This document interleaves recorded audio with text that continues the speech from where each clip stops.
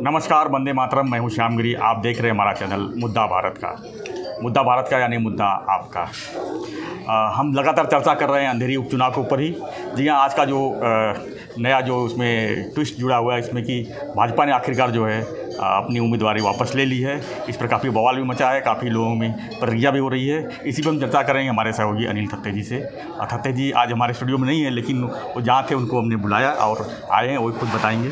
थत्ते जी, क्या कहेंगे आप इस? पहली बात तो ये है कि ये होटल मोनीज है जो 43 ईयर्स से एग्जिस्टेंस में है और 43 ईयर्स से हम लोग ये होटल में आ रहे हैं। क्या बात है। मतलब उनके जो पहले इनिशियली स्टेज से जो कस्टमर है, और यहाँ जहाँ हम अभी बैठे हैं यहाँ पे सतीश प्रधान बैठा करते थे, शिशिर शिंदे बैठा करते थे, बहुत सारे लोग जो थाना के लीडर लोग थे वो यहाँ पे ऐसा थोड़ा अलग ये था, माहौल था। और हम मेरे ख्याल से हर रोज़ रात को ही, और वो एरिया में महापालिका के जितने ऑफिसर हैं वो आके बैठते थे। तो एक ये ऐसा पॉलिटिकल और एडमिनिस्ट्रेटिव अड्डा ये मोनीज होटल बना था। तो और यहाँ पे उन्होंने उनके जो कस्टमर है, खास वीआईपी कस्टमर, उनके फ़ोटो लगाए हुए हैं। उसमें पहला जो फ़ोटो है वो मेरे फ्रेंड दातार का है और दूसरा जो फ़ोटो है वो मेरा है। क्या बात कि उसमें उन्होंने दिखाया है कि भाई हमारे वीआईपी कस्टमर कौन है, तो उसमें मेरा भी एक फ़ोटो है उधर फैमिली के साथ। तो अभी हम आते हैं अपने मुद्दे पर। हमने पहले कई वीडियो में ऐसा बताया था कल, लेकिन सर हम शर्त लगाए थे, हम तो हार गए। दोनों ने जीता ना, दोनों ने जीता। दोनों ने बोला था कि हारेंगे या जीतेंगे, विड्रॉ नहीं करेंगे। तो कैसे है ना कि इसमें बहुत सारा लोचा हुआ है बहुत सारे लोगों का। पहली बात तो ये है कि ये मेरे को लगता है कि बीजेपी का ही षड्यंत्र है, क्योंकि हम लोग जो बोल रहे थे कि बीजेपी जीतने की संभावना कम होती जा रही थी। और 2-3 प्रॉब्लम उनके लिए थे कि ओएसी एक तरफ है, तुम्हारा कांग्रेस एक तरफ उनके साथ है, एनसीपी है, एमआईएम भी आ गया था। एमआईएम, हाँ, ओएसी बोले तो एमआईएम आ गया था। और ये तुम्हारा अंबेडकर ने भी बोला था कि मेरे को रिक्वेस्ट किया तो मैं भी करूँगा। और टोटल ऐसा चित्र हुआ था कि 60-70% लोग एक तरफ और 30% बीजेपी की तरफ। तो हारना ऑलमोस्ट तय हो गया था। तो उसमें उनको एक निकलने की कोशिश में पहले राज ठाकरे जब बोले तब हमने वीडियो बनाया, तब तक शरद पवार बोले नहीं थे। तो ऐसा हो गया कि राज ठाकरे को इतनी अहमियत देना उनके लिए कमी थोड़ा था। मतलब ऐसा होता था कि भाई राज ठाकरे ने बोला और इन्होंने मान लिया, कोई वजनदार आदमी। राज ठाकरे के खिलाफ नारेबाजी भी लग रहे थे। नहीं, वो बात अलग है। अभी वहाँ क्या हुआ वो उसकी बात में करेंगे। पहली बात ये तो ये है कि उनको ऐसा लगा कि राज ठाकरे कैसे ना बच्चा है पॉलिटिक्स का, मगर शरद पवार एक कोई व्यक्तिमत्व है। उन्होंने अगर अपील किया और बीजेपी ने उसके खातिर अगर ये विड्रॉ किया तो एक दोनों का सम्मान रहता है।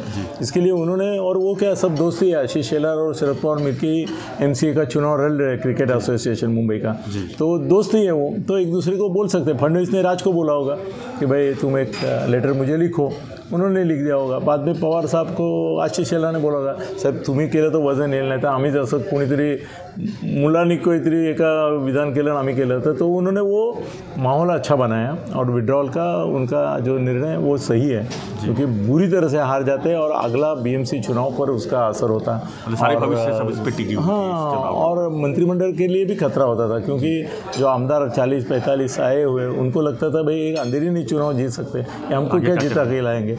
तो अच्छा हुआ, बीजेपी के लिए अच्छा हुआ, शिंदे साहब के लिए अच्छा होगा, दोनों का पैसा बच गया। पैसा तो शिंदे साहब का ज़्यादा बच गया, क्योंकि उम्मीदवार भले इनका होता, शिंदे साहब की स्वभाव ऐसा है कि वो बोलते थे नहीं कुछ भी हो ये मेरा ही उम्मीदवार है, तो खर्चा विषय बन गया था। इसमें सर नुकसान हुआ है वो आम मतदाता, क्योंकि ऐसा है कि 5,000 रुपये पर वोट मिलता है ऐसे इलेक्शन में। तो कम से कम 1 लाख वोटर्स ऐसे थे कि जिनको 5,000 रुपये मिलता था। हमने परसों हिसाब भी लगाया था कि 50 करोड़ तो लोगों को मिलने वाला है इसमें। वो 50 करोड़ उनका डूब गया क्योंकि इलेक्शन नहीं हो रहा है। सो मीडिया का भी 40-50 हज़ार, 40-50 करोड़ डूब गया। तो सबको लाइव के लिए पैसा, इसके लिए पैसा, मीडिया को, print media, electronic media, social media, सबको पैसा ही पैसा मिलता था। उनका 40-50 करोड़ डूब गया। ऐसा 100 करोड़ का नुकसान मीडिया का और पब्लिक का हुआ है इसमें, मगर इनका 100 करोड़ बच गया।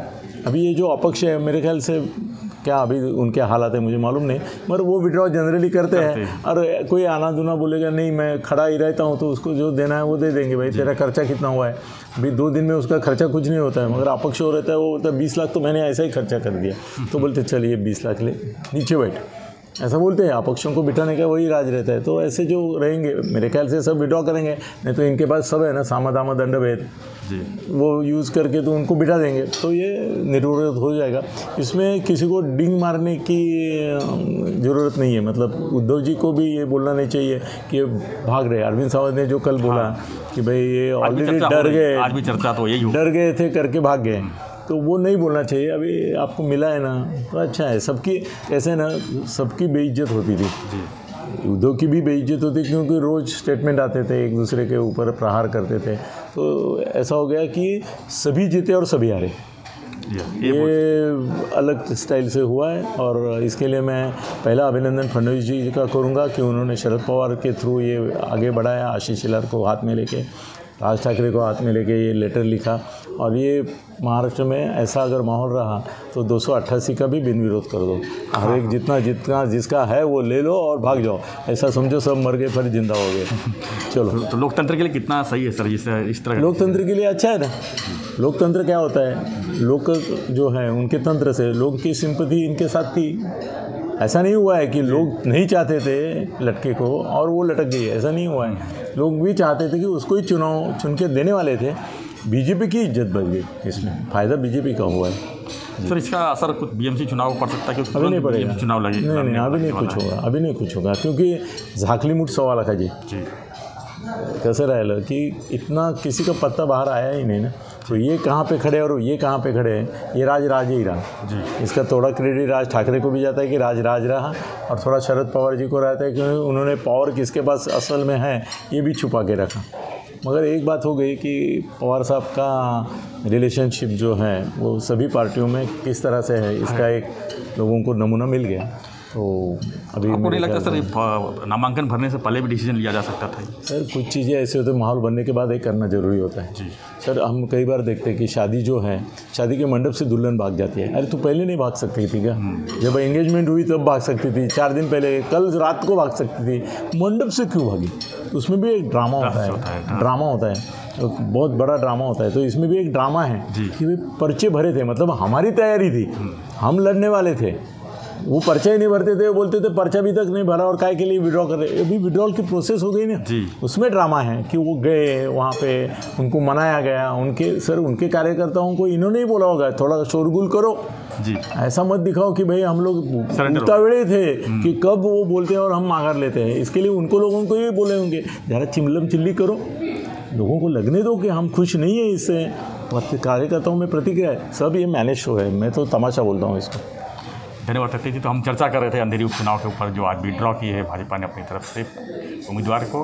अब सवाल ये उठता है कि मूर्जी पटेल का जो भविष्य है सर, उसको विधान परिषद दे देंगे, विधान परिषद दे देंगे। और उसका सर कोई निराधार नहीं होता है, निराधार पब्लिक होती है, इसको कहीं ना कहीं तो पोस्ट दे देंगे पक्का।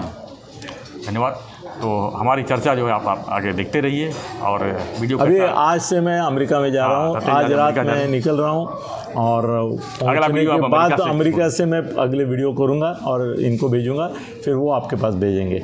धन्यवाद। तो सत्य जी अमेरिका जा रहे हैं लेकिन हमारे साथ लगे रहेंगे और आप उनका वीडियो देखते रहिए, उनका एनालिसिस देखते रहिए और कमेंट बॉक्स में कमेंट करते रहिए। धन्यवाद। जय हिंद, जय महाराष्ट्र।